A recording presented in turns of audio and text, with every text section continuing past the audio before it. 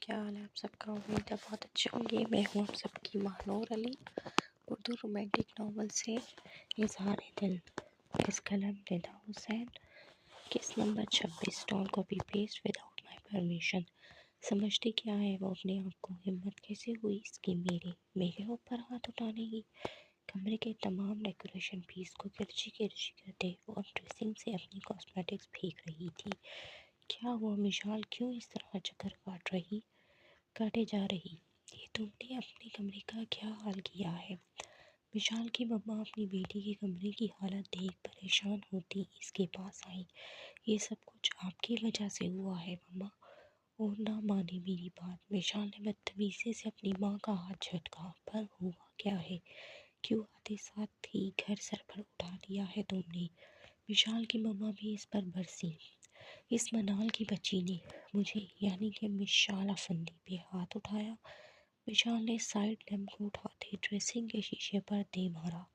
میں نے تمہیں 10 مرتبہ کہا ہے کہ اس کے منہ کم ہی لگا کرو۔ یہ مت سمجھو کہ اس کا باپ جیل میں ہے تو کوئی بھی اسے کچھ کہہ یا کر سکتا ہے۔ ابھی اس کی ماں زندہ ہے۔ آمنہ بیگ سے وہ اچھے سے واقف تھی۔ آخر ان کے ساتھ دوستی جو تھی مشال کی مما کی۔ ماں مائی فٹ، اس سے منہ لگانا بھی کون چاہتا ہے؟ میں تو اس حورین کی بےزتی کر رہی تھی، مگر وہ نہ جانے تو اس کی سگی کہاں سے بیچ میں آ گئی۔ مشال نے اپنی ماں سے آج یونی میں ہونے والے واقعے کا ذکر کیا۔ یہ حورین وہی ہے نا جس کی وجہ سے فاخرہ آنٹی پریشان رہتی تھی؟ مشال کی بڑی بہن روما جو رقیہ افندی کے ساتھ ہی مشال کے کمرے میں داخل ہوئی تھی، حورین کے متعلق استفسار کرنے لگی۔ اور کیا نام تھا ان کے بیٹے کا؟ ہاں، فرحان مشال سکرش۔ روما نے پیار سے اپنی بہن کے بال بگاڑے جو اس ٹائم واقعی بہت غصے میں تھی۔ آپ بھی پلیز مجھے ڈسٹرب مت کریں، جائیں یہاں سے آپ دونوں۔ مشال نے اپنی بہن کا ہاتھ جھٹکا۔ اوہ کم آن ہنی، اس طرح کسی لڑکی کے پیچھے خود کو خوار نہیں کرتے، بلکہ لڑکوں کو اپنے پیچھے خوار کرتے ہیں، روما نے ایک ادا سے کہتے ڈریسنگ پہ پڑی اکلوتی پرفیوم کی بوٹل کی خوشبو کو اپنی کلائی پر لگاتے چیک کرنے لگی۔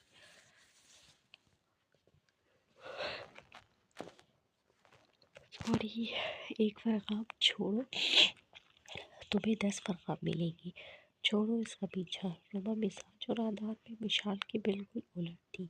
اس کا ماننا تھا کہ جو آپ کو لفٹ نہیں کروا رہا اس کے پیچھے اپنی انرجی ویسٹ کرنا وقت کا ضیاع ہے۔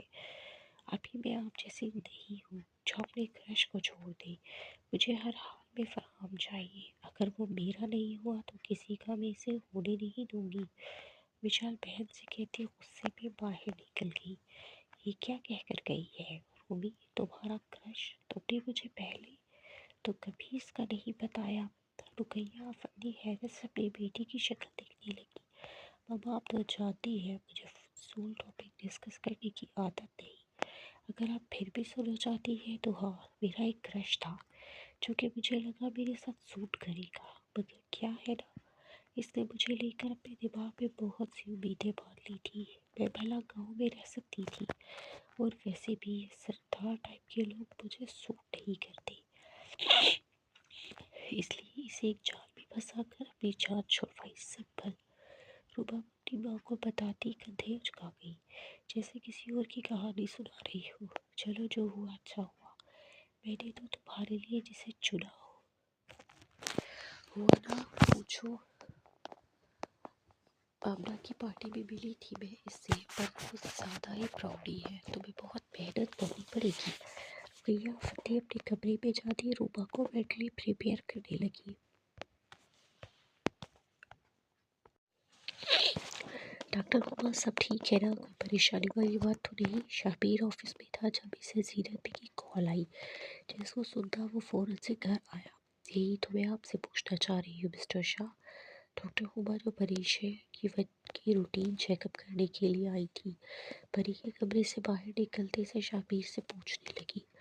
آپ کیا کہنا چاہتی ہیں ڈاکٹر؟ میں سمجھا نہیں آپ کی بات۔ شبیر کا ماتھا ایک دم سے شکنوں سے بھر گیا۔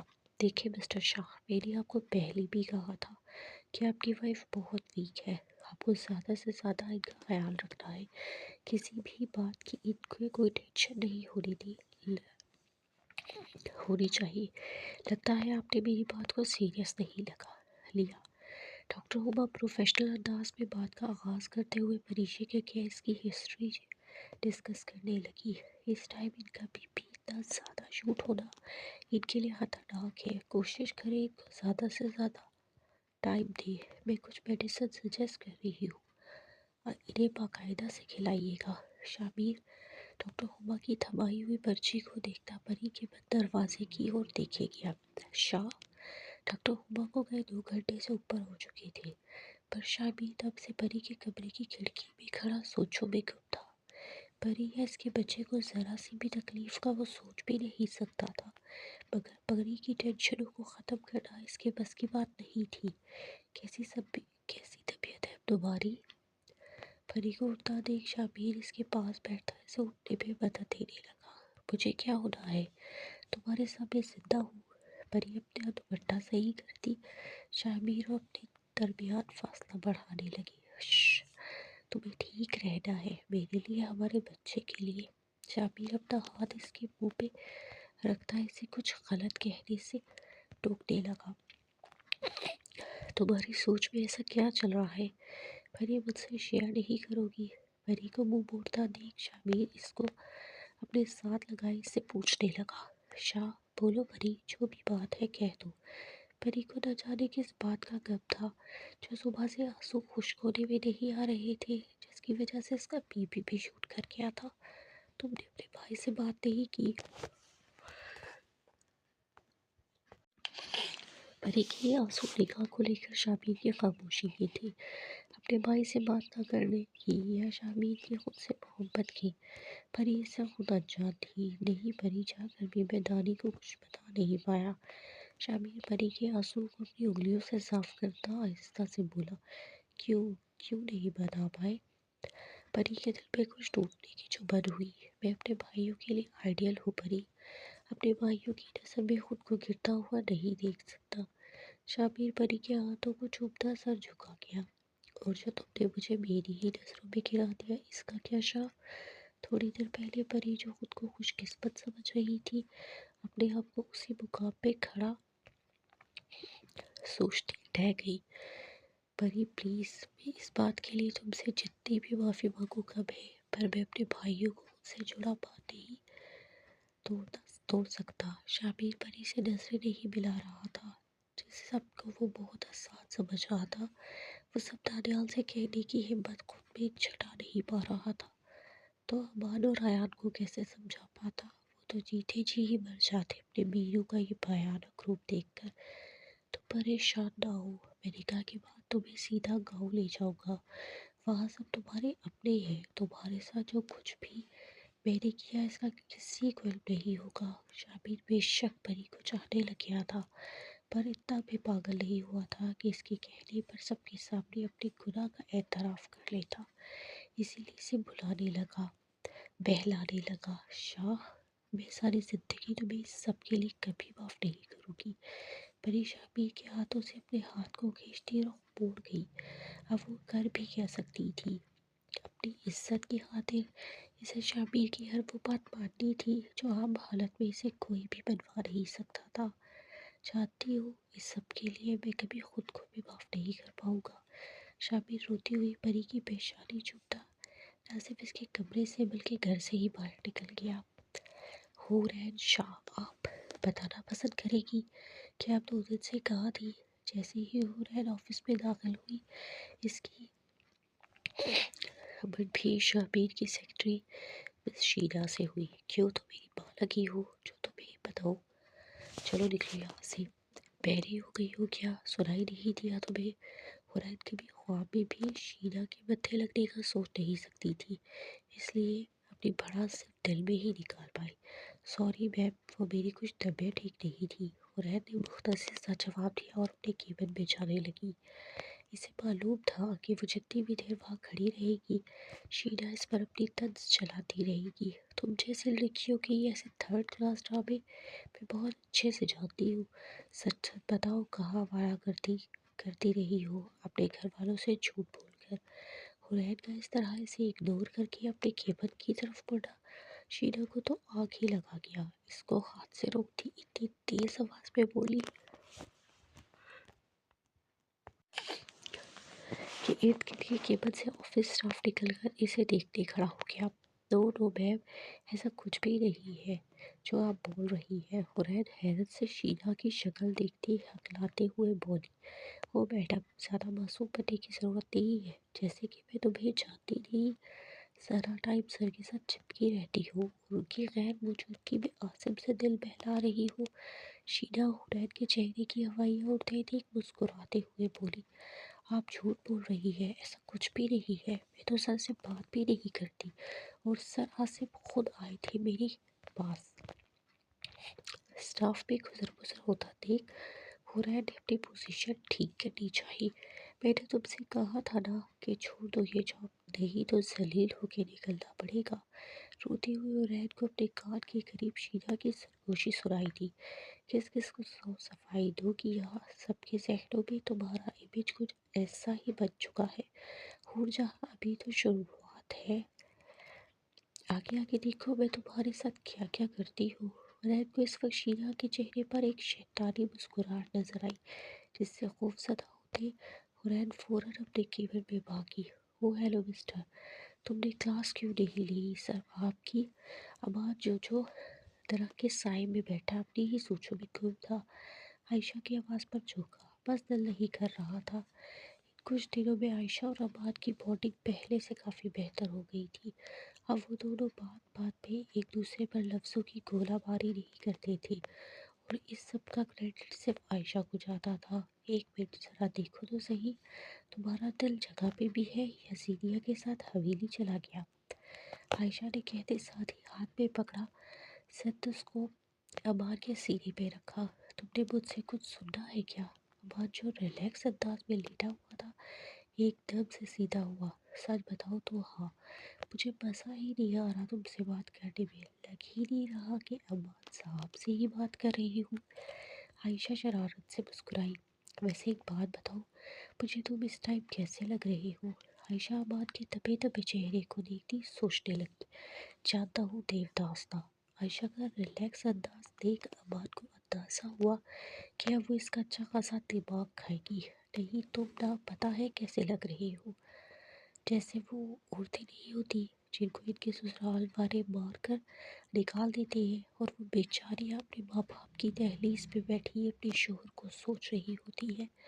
عائشہ نے اتنے سیریس انداز میں بات شروع کرتے کرتے آخر میں زور سے کہہ لگایا، لا حول ولا قوت، تم سے تو مجھے اپنے متعلق کسی اچھے بات کی امید ہی نہیں رکھنی چاہیے۔ امان عائشہ کو پاگلوں کی طرح ہنستا دیکھ چل کر بولا، ہاں ہاں ہاں ہاں، تم اتنی توجہ سے میری بات سن رہے تھے جیسے میں تمہاری تعریفوں کے پل باندھنے لگی ہوں۔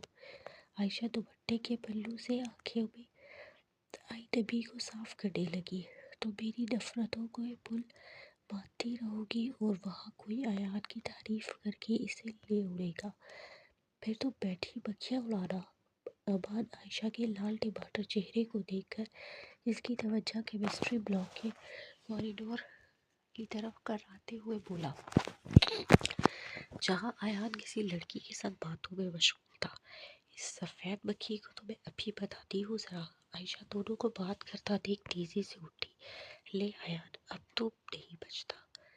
امان عائشہ کو اپنے پاس سے اٹھانے میں کامیاب ہوتا حویلی کا نمبر ملانے لگا، اس امید پر کہ کسی طرح زینی سے بات ہو جائے۔ یار مہر، چھوڑ دو ان سب کاموں کو، پہلے میری ٹائی باندھ دو۔ دانیال مہر کو کمرے کی چیزیں سمیٹتا دیکھ جھنجھلاتے ہوئے بولا، موڈ کس وجہ سے خراب ہے؟ مہر کو اپنے پیارے سے ہوبی کی بات پر ہنسی آئی، جو ابھی کچھ دیر پہلے خود ہی سے بول رہا تھا کہ وہ خود تیار ہو جائے گا، اور اب اسے دوسرے کاموں میں بیزی دیکھ کر غصے میں آ گیا تھا۔ جب حالات خراب ہو تو موڈ کیسے صحیح ہو سکتا ہے؟ دانیال نے ہاتھ میں تھامی ٹائی مہر کو پکڑاتے جواب پہلے والے انداز میں ہی دیا، کوئی بات ہوئی ہے کیا؟ مہر کو پریشانی نے آ گھیرا، کل صبح تک تو اس کا موڈ بہت اچھا تھا، رات میں اسے گھر آتے کافی لیٹ ہو گیا تھا، جس کی وجہ سے اس کی اور مہر کی اتنی بات چیت بھی نہ ہو سکی، اور اب صبح صبح اس کے انداز مہر کو کسی گڑبڑ کا پتہ دے رہی تھی۔ میں نے اپنی شادی کا حویلی میں بتا دیا ہے۔ مہر جو ٹائم آنے میں مگن ہو گئی تھی، دانیال کی بات سنتے اس کو تکنے لگی۔ کیا؟ پر آپ کو شبیر بھائی نے منع کیا تھا نا کہ وہاں جا کر وہ خود بات کرے گی، تو پھر آپ نے کیوں بتایا؟ مہر کے چہرے پر پریشانی کے آثار صاف دکھائی دے رہے تھے۔ مہر بیگم، وہ پرانی بات تھی جب شاہ کے بابا کے ساتھ حالات سازگار تھے، وہ آرام سے بات کر سکتا تھا، مگر اب ناممکن۔ دانیال نے سرسری انداز اپنایا۔ وہ مجھے چھوڑنے کو بول رہی ہے نا؟ دانیال کوٹ پہنتا مہر کے سوال پر مڑ کر اسے دیکھنے لگا، جس کی آنکھوں میں خوابوں کے ادھورے پن کی کرشیاں تھیں۔ نہیں، مجھے دوسری شادی کا حکم آیا ہے حویلی سے۔ دانیال کل کسی کو بھی بتائے بغیر سینیا سے ملنے حویلی گیا تھا، پر وہاں کے تو حالات ہی اس کی سوچ سے پرے تھے۔ افضل شاہ اپنے بابوزاد کزن کی بیٹی سے اس کا رشتہ طے کیے بیٹھے تھے۔ دانیال کو آتا دیکھ سب کے سامنے اس سے برسی پوچھتے رشتہ پکا کرنا چاہا، مگر وہاں دانیال کے دو کنگار نے ان سب سمیت مہمانوں کو بھی برہم کر دیا۔ اکبر شاہ نے اپنے معاملے کو رفع دفع کروایا، مگر دانیال نے سب کے سامنے اپنے شادی شدہ ہونے کا اعلان کرتے افضل شاہ کو ہاتھ اٹھانے پر مجبور کر دیا۔ اکبر شاہ حیرت کی زیادتی سے دانیال شاہ کو دیکھے گئے۔ وہ تو انہیں اپنے پر تول لگتا تھا، اپنی زندگی کا اتنا بڑا فیصلہ کرتے اسے ایک بار بھی اپنے بڑوں کا خیال نہیں آیا کیا؟ آپ ان کی بات مان لے گی کیا؟ مہر کی آواز سے سوچوں سے باہر لائی۔ تم بتاؤ کیا کروں؟ دانیال شاہ چاہ کر بھی مہر کو بتا نہیں پایا کہ اس کے باپ نے اسے یہ جائیداد میں سے کسی ایک کو چننے کو بولا تھا، اور دانیال ان کی دولت پہ پاؤں رکھتا ہمیشہ کے لیے حویلی والوں کو خیر بات کہہ آیا تھا۔ میں کیا کہہ سکتی ہوں؟ آپ کی مرضی۔ مہر کو اپنے قدموں پہ کھڑے ہونا دشوار لگا۔ تم ہی تو کہتی ہو بیوی ہر بات کی رازدار ہوتی ہے، ہر گھڑی کی ساتھی، تو کیا اب میری ساتھی مجھے مشورہ نہیں دے گی؟ دانیال نے سفید پردی اپنی شریک حیات کو کندھے سے تھامتے بیڈ پر بٹھایا۔ آپ مان لیں ان کی بات۔ مہر اپنے ہاتھوں کو مسلتی خود کو مضبوط ظاہر کرتے ہوئے بولی۔ ماننے سے سب ٹھیک ہو جائے گا کیا؟ دانیال نے مہر کا چہرہ اپنے ہاتھوں کے پیالے میں لیتے اس کی آنکھوں میں جھانکا۔ آپ کے بابا کو سکون مل جائے گا۔ اپنی خاندانی بہو لا کر بہت کوشش کے بعد بھی مہر کے آنسو اپنی حدود سے باہر نکل آئے، اور تمہیں سکون مل جائے گا کیا؟ دانیال اس کے پیار پہ مسکراتا اپنی بات کہتے قیمتی آنسو کو اپنے لبوں سے چومنے لگا۔ میرا تو سب کچھ ختم ہو جائے گا دانیال۔ مہر دانیال کے سینے پہ لگی ہچکیوں سے رونے لگی، صرف یہ سوچ ہی کہ دانیال اس کے علاوہ کسی دوسرے کا بھی ہو سکتا ہے مہر کی روح کو چھلنی کر رہی تھی۔ اللہ نہ کرے اگر واقعی دانیال کسی اور کا ہو گیا تو مہر کی تو سانسیں ہی رک جائیں گی۔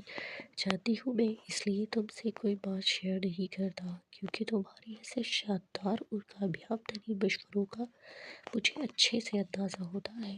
بہت سارا رونے کے بعد جب مہر خاموش ہوئی تو دانیال نے اسے خود سے الگ کرتے اس کے سر پر پیار کرتے ہلکی سی ایک چپلک بھی لگائی۔ پاگل لڑکی، تم تو اپنے ساتھ ساتھ مجھے بھی مرواؤ گی۔